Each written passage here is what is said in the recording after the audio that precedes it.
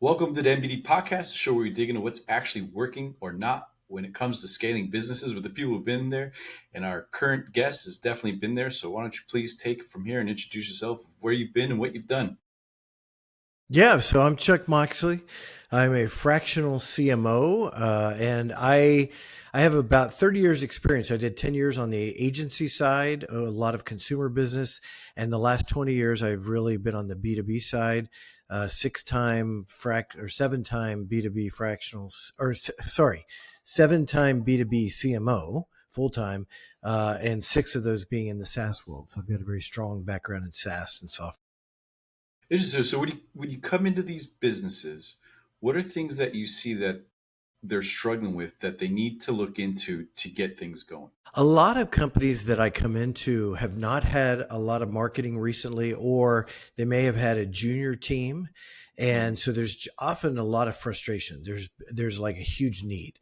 And especially when I come in and I meet with the salespeople, with the sales team and the leadership team, very often I'm hearing, oh, we need a new website. We need a new sales deck. We need new videos. We need new content. The laundry list is huge.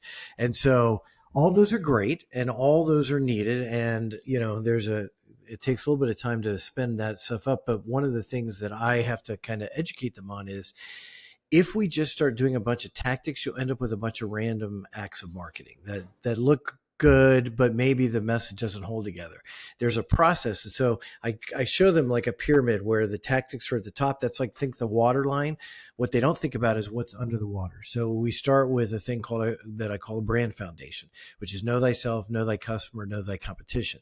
So we need to start with that. And I do a lot of conversations with customers and really get a sense of how they talk and how they think about it and why they bought. And there's a lot of background information there that now feeds into the second step up, which is what I call the strategic buyer narrative. And that is, how are we going to tell the story? How are we going to position the company in a way that's unique, right? That basically tells the prospects, you might think we're like all these other billion-dollar companies. Most of the companies I work with are not billion-dollar companies. So you might think we're like all these other companies, but in fact, we're completely different, and here's why. So we need to figure out what that story is that's meaningful to the buyers. And then from there, that's when we develop a strategy and we figure out, okay, now how are we going to bring that message out to them? How are we going to deliver that, et cetera? And there's usually a little bit of tech involved. And then we can start building all the tactics. Then when we build the website or we build the videos or we build the messaging, we've gotten a story. And a step I usually take between the strategic buyer narrative and the strategy is we need a way to bring it to life. We need a compelling way to bring it to life, because at any given time, and especially in, say, the SaaS world or the B2B world, there's 1,000 companies competing for their attention. And we're all humans. We're getting hit by ads from everything, right? We're getting hit, on our Facebook feed and our, Insta feed and TikTok and everywhere, right? So how do we as a brand stand out and bring that compelling message to life in a distinct and memorable way? That's kind of the secret sauce piece of it that goes between that strategic narrative and the strategy, that when we nail that and we figure out a really compelling way to bring that to life, when we launch the tactics, they're meaningful, they stand out, and they start to work. Mm-hmm. And because it's very difficult getting that message out, and it's so important. So what are some of the questions that you ask current customers to help hone in on why and what that messaging could potentially be? Yeah, so if the person I'm talking to is involved in the original purchase of the solution, I want to understand, who else did they look at? What about what they saw with this solution appealed to them and caused them to have interest and ultimately to buy? I'd like to know, what concerns did they have? What questions did they have, or what were they afraid of, right? Because that will give us some insight into, I was a little bit hesitant about this, but now that I've used the product, I've learned it does X. So I want to understand that buying process, then I want to understand the value they're getting out of it today. How are you getting value? How do you justify the use of it? How has your world changed by using whatever the solution is? And one of the questions I ask is, if for some reason it had to go away tomorrow, what would that do for you? Is that going to, what would the negative impact be? Because very often I'm working with a client right now that I actually asked that question to the client. They're like, oh my gosh, don't take it. There's no way. Now that we use it, we have to keep using it. So, Yeah. so that's the kind of thing you want to hear, right? You want to hear that it's irreplaceable and they would be hurting if it was taken away.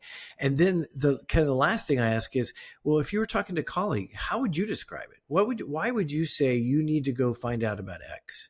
Because then you get to hear how they frame your value prop to somebody who doesn't understand it in a way that they are convinced you've got to have this or their friend has to have it. And you get some really great phrases and insights and words that you can now take into your messaging there.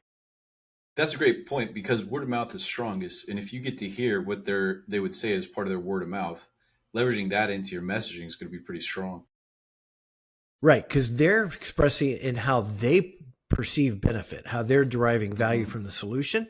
We think of it how in our marketing message, we think of, oh, here's all the benefits. Well, it could be that the customer thinks of it completely differently and says it completely differently. And that's really important. In a lot of these early stage companies or where they haven't had marketing, the message is very muddled. If I go in and I look at their website, I can't tell what they do. I can't exactly tell what the product does. And especially in the software world where it's very soft and every solution looks alike, it can be really, if they haven't nailed their messaging, it's really hard to understand what the value prop is. Hearing a customer describe the value prop is incredibly valuable because they use it, they see it, they're getting the value from it, and they may describe it in a way we've never thought. Yeah. And especially within the SaaS world, it's like engineers are writing some of the copy originally to the website, and you're like, I don't know what this guy's talking about. Like he'd be talking about traveling to space, and that's great, but how does that help me? Yeah, people are very proud of their software products and very proud of all the detail and all the thought that went into it. The buyers may look at it very differently. Yeah, how does this help me? What's the value? What's in it for me? Exactly. And that's general across a lot of businesses, I find, is that they want to talk about everything they do great, but they don't necessarily putting out the value that they help people with. We use this advanced algorithm that does all these great things. You're like, well, how does that help me? It sounds cool. Right. I don't know. It saves me time. Yeah. No. Okay. Cool. So now you've got in. You've identified your foundation. You've got your brand strategy in place, your messaging, and now you're looking at we have. How do you choose what assets to build for campaigns and even channels that you want to target? Yeah, well, that's the other thing is sometimes I'll come into companies and they'll go, well, we've got this display ad campaign running, but it hasn't really done anything for us. It hasn't really driven any leads or whatever. And so one of my messages to them always is there is no silver bullet. There's no single tactic. If you are putting all your energy into a single tactic, it could be cold calling, it could be cold emailing, it could be anything. There's no silver bullet and no one tactic that's going to work, because the problem is, again, the market's very crowded. Take, for example, if what you're doing is cold calling. Well, number one, 15% of people will pick up a phone number they don't know the phone number of. That means 85% of your market you'll never talk to. And those could be there's a rule of thumb out there, and especially in software, that anywhere from, say, 5 to 10% of people are in market at any given time. Well, what if those 5% are in the 85% that don't pick up the phone? Right. Yeah. So there's no one single tactic, and what you have to do, what I talk about, is a 360 degree perspective of, you have to come at them in a lot of different ways, because people consume content and they have to hear it more than once, right? In fact, there's data from a company called Hockey Stick, and they looked across 1,000 SaaS companies, and they had all the data because they're a reporting platform. So they're getting all the data from LinkedIn feeds, from the website, et cetera. And what they found was it took over 100 impressions to get somebody to come to your website the first time. And then to go from coming to your website to raising their hand and say, I'm ready to talk to a salesperson, is another 65 engagements of some sort. They've got to interact with your content, come to your website, research, et cetera, because they want to stay in that dark funnel, what everybody calls the dark funnel. They want to stay dark and not be engaged with a salesperson yet. And so if you have one tactic The chances that one tactic is going to break through when the others are doing hundreds, it's just not going to happen. So that's why you want that 360-degree view. And the way I describe it is, have you ever heard a word that you never heard before? And then over the next 3 days, you hear that same word like 3 times. Yeah. Or same thing. You see a car you've never seen, and suddenly you Yeah. see that car on the road 2 or 3 times. It's because you've become aware. Something caused it to break through and you become aware, and then you start to become aware. The word was probably always around you. The car was always on the road. You just weren't attuned to it. And that's what getting the message out there. So that's why you want to do different ad channels. You want to do your social. You need your website. You need all of those components all working harmoniously. Mm-hmm. And by the way, even if what you're doing is cold calling, you still believe in cold calling, or you still want to do cold outreach, that will perform better when you're doing all the other stuff, as long as you're reaching the same people. Because when you do that, when you engage with that prospect, they're going to go, oh, I've been hearing about you. I've been seeing you. I've been seeing you everywhere. I saw you on my social feed. I saw you. Now I'm kind of curious. Let me take a meeting. So everything feeds everything, but that requires, and going back to your original question, you got to build it all. You got to have a strategic plan that reaches the people enough times. You got to have the old standbys of reach and frequency. You got to get out there enough times to make that impression and get them educated enough to want to learn more. Yeah, they're omnichannel, right? Like, and I have clients where they'll say we're running ads, right? And be like, all right, we got you Google, we got you on Microsoft, we got you on Meta, maybe some other ones, and they'll say, well, Google's doing the best, so we want to pull off Meta. And you're like, no, you can't do that, because you have a whole audience pool here that you've built. Even if it looks like it costs you more, what you're not seeing is the click attribution across these different channels and engagement. Then we end up pulling it, and it's like Google goes down in performance, and you're like, we probably won't get that performance back. And then that performance is gone because they want to do a test and not take the expertise. Yeah. There's synergy between the channels. Yeah. And so again, that's why just leaning in on one just doesn't work. In today's world, it's just way too crowded. And to your point on different channels, what we do a lot on the B2B world, LinkedIn is the most expensive targeting, because you're targeting on specific titles and specific people. So you target there with some sort of content offer or something, get them to the website, retarget or drop a pixel. Now you can retarget them on cheaper channels like Google, Facebook, etc. You can reach them far more times than you could for the same impression cost on LinkedIn. So the channels are complementary, not exclusive. And it's like, it's easier, or what is it with that saying? It's cheaper to maintain a client than it is to get a new client. And it's the same with these audience pools. It's cheaper to maintain the audience pool than it is to keep getting new audience pool, because you're already in saturation and you only have a limited number of people that you're able to target, especially coming from LinkedIn, where, it's much more narrow as far as focus. So those are good potential qualified leads that you could nurture just by following around the internet to get them to make a decision, Right. or generate interest. Right. And a lot of because I work with a lot of enterprise software. I've worked with a lot of enterprise software companies where the sales cycle could be 3, 6, 9 months. Right. Yeah. And so a big part of that is all that work you do up front, and that building of the audience, building that awareness before they come and engage with your salespeople. And then you could still be targeting them with ads, with content, et cetera, all the way through the sales process. It's such a long process that what I have seen work is when we spin this up, it takes a little while. In 3 months or so, you start to get the inbound. You start to get the inbound prospects coming in, and you keep that running, and it just keeps working. If you cut it down or you cut it off, and I'm not recommending this, we had a lot come in after that. Even when we started cutting back in case of one company that decided to cut their budget, we still saw results, and it petered out. And at some point it all went away because you lost that momentum. Yeah. And they're going, this There's is a lag. great. My cost per lead is so low right now. We should have done this before. And you're like, you're just walking the plank right now. Like, yeah, exactly. So I worked with a woman once who had a great line. She said, life is long. Life is long in all of this. Life is long in B2B sales. If you're and that's why this over indexing, because I see this a lot on cold call and cold email, and cold LinkedIn outreach, because they feel like that's easy. I can spin it up and I can control it. It's so short-sighted without having all the other pieces working. And the problem is you're just reaching people who are potentially in market, you're not building that awareness because it takes a long time for people to start. And there's studies that show when they come into market, they've already got 2 or 3 vendors picked out. They've been listening to podcasts. They've been, seeing them on LinkedIn. They've gone onto their website. They checked them out. They already have some brands in place. So if you wait till that point to go reach them because you want to get there at the optimum time, you're now competing with 2 or 3 other brands they're already aware of. So you're Yeah. behind the 8 ball. And I like, one of the ideas that I use is a movie. You see the billboard of the movie. You see commercials of the movie. Maybe not be going to watch a movie right away. Then the weekend comes. You're like, oh, do you remember? Oh, you remember that movie by whoever? Maybe cut the trailer too. And it's like all those pieces together, put it in your mind. So when you're in market, right, to see a movie, it's like, I wanted to see that. Yeah. If the first time you see it is when you go to the website of the movie theater to see what movies are out, you're just going to go, I never heard of that movie, but I've heard of this one.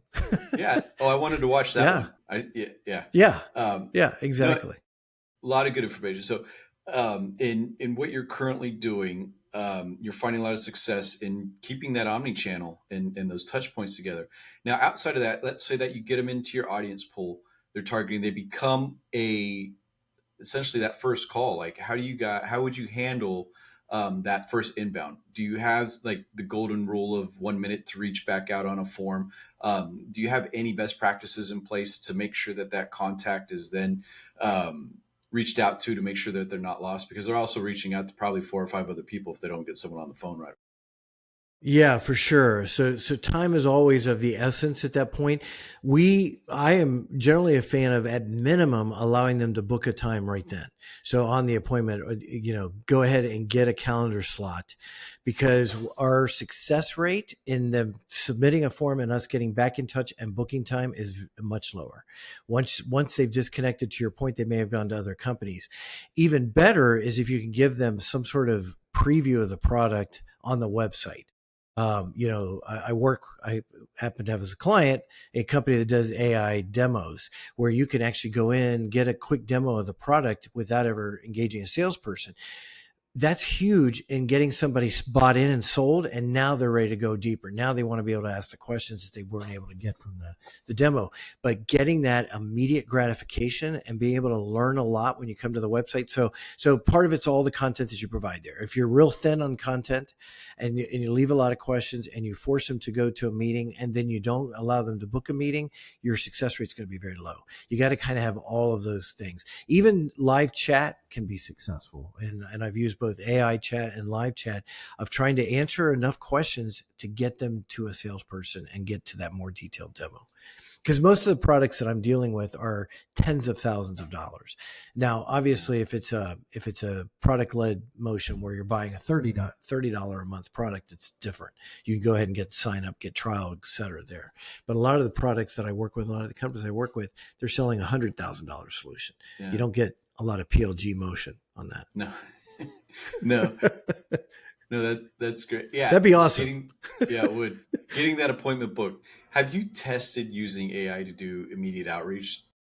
Let's say that they're on the site, they do a form, and then AI say, "Hey, this is AI assistant. I just want to make sure I could follow up with any other additional questions before your meeting." And then they have kind of a baseline of how to engage. Now they're maybe piqued their interest a little bit. Like an AI SDR kind of doing the follow up? Kind of. Is that what you're just right to? away? That form submitted. Hey, I'm just confirming your appointment on this. I'm the AI assistant, making sure. Do you have any other questions? To kind of take them almost through a prequel through that. Gotcha. No, I've not tried that. I have a client right now testing a couple of options on the AI. So I've tested AI chat engine, and that's been pretty successful. What's interesting is we were using AI chat engine on one client, and we switched to live, and our chat sessions went way down. It's like people almost didn't want to connect with a live person. You would think they would do better with a live person, but for whatever reason, they were more willing to chat with an AI chatbot. I have a client right now just rolling out. So it'll be interesting to see the AI agent doing the follow-up. And so I don't know if they're doing the qualification piece, but the other piece is they're testing with the same company an 800 number. So you could actually, and it works 24 hours a day, where you call the 800 number and you actually chat with a person who is an AI agent. But it's pretty convincing. I've heard the demo, and I got to admit, it's pretty convincing. It's like you're having a conversation with a real person, so they can answer their questions immediately, even if it's 2 a.m. local time. I do So the same I'll thing. be interested in seeing how that performs. Yeah, even for my company, I built the AI agent out, which is my receptionist, and then takes calls at any time of the day and filters through, make sure that they're not looking for a sales partnership, get rid of that. If they're a current client, transfer depending on the time of day, and if they're got follow up lead questions about services we provide, transfer to me as well, or take their information depending on the type of day. And it works really well. A lot of people can't tell the difference. There's some things that kind of might stutter on, but it's like I like it. I like it a lot. So it's something I've been thinking about implementing in different ways. And it's cool that you guys or that company, they're doing it to see how that success will be. Um, so all great information. If someone's listening right now trying to scale, what's one piece of advice you wish you had earlier? What I would say, especially in today's world, is focus on qualified pipeline. Forget MQLs, forget SQLs, forget lead forms. Nobody cares. The CEO doesn't care about how many leads you generate. And by the way, it's gotten a lot harder. People don't want to give up their information that quickly, don't like the gates, et cetera. I've gone to ungating most content. Where you want to focus is generate qualified pipeline. In fact, people always come to me, and one of the things they always say is, we need top of funnel leads. And I always say, no, you don't. You need qualified prospects who have some awareness and have interest in you. That's what you need. Yeah. That's what I've got to drive, are those people in to then engage with a salesperson and get into that conversation. And every salesperson will tell you those are worth 100 times what a cold outreach prospect you get somebody willing to take a meeting are worth, because these are people who come in educated, who have some idea what you do, and they've got interest. Those are the things that go to pipeline and go to ultimately deals or POCs or whatever you were. Yeah.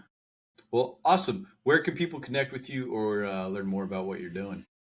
Sure. Well, I'm on LinkedIn all the time, and I post all the time. So it's a great place to reach me. I'm at Chuck Moxley, or my website, chuckmoxley.com.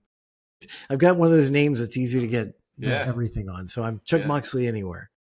Awesome. Well, thank you for taking the time. Thanks, Jason. This is fun. Awesome. All right. So, there it goes. No, that was good. That was fun. I didn't see the upload. It stopped. Yeah. I saw it. I'm still showing recording, by the way. I've got the recording button at the top.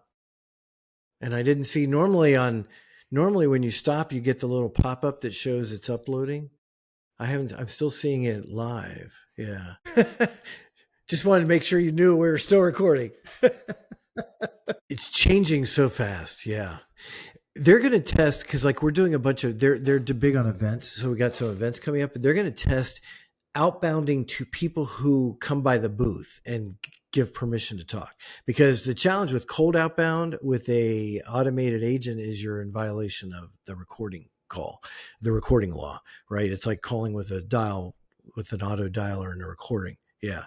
But if you've got somebody who's come inbound, doing outbound to them, I think is perfectly allowed. So they're going to test that with all their event leads that come in and stuff like that. So I'm super curious to see it. I've only heard the demo. This is somebody they had found and already had lined up before I started working with them. They're a new client. So, and they're in the medical device space. So it's a very different space. Yeah. That's really cool. That's really cool and a little creepy, but cool. Right. Well, and your family members can't always be there. Like my daughter was just in the hospital. I wasn't able to be there when the neurologist came by. So I was frustrated because I didn't get to hear exactly. I had to get the interpretation of my wife and my daughter of what the neurologist said, which comes somewhat colored.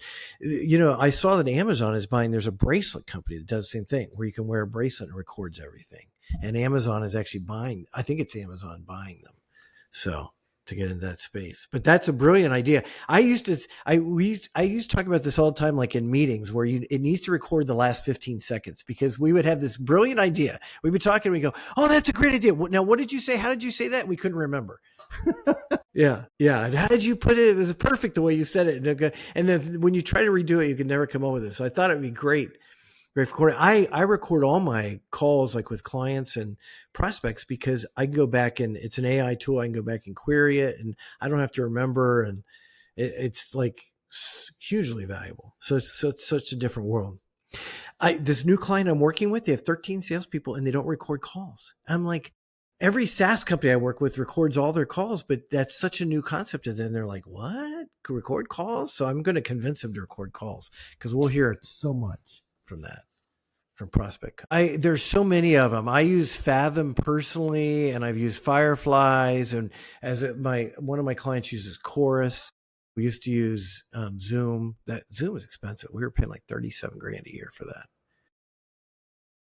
We pay about 4,000 for Chorus for like 8 or 10 users, so it's still a little pricey. Yeah, they did. Right. Yeah. Yeah. I pay like $29 a month for Firefly or for Fathom. It's great. And I have all my calls recorded. The one thing I wish I could do, and I don't know if I upgraded another version, is say across all my conversations with the client, what were the findings? I can only ask questions in each individual call. So I have to go find the call and say, okay, like I've interviewed clients because I do the customer research. I interview and I come back. What did he say were the 3 things we should put in our marketing materials? Because I had a customer say it. Here's 3 things you need to say, and I couldn't remember what they were. I could go back and find out what they were, and then I put that into the next trade show booth. It's brilliant. Such a game changer. Yeah, yeah, yeah. That's good to know. And sorry, go ahead. Right. Yeah. So everything's changing so darn fast with AI. It's kind of crazy. Yeah, well, let me know when this goes out live or whatever, and I'm happy to promote it on my LinkedIn as well. Nice.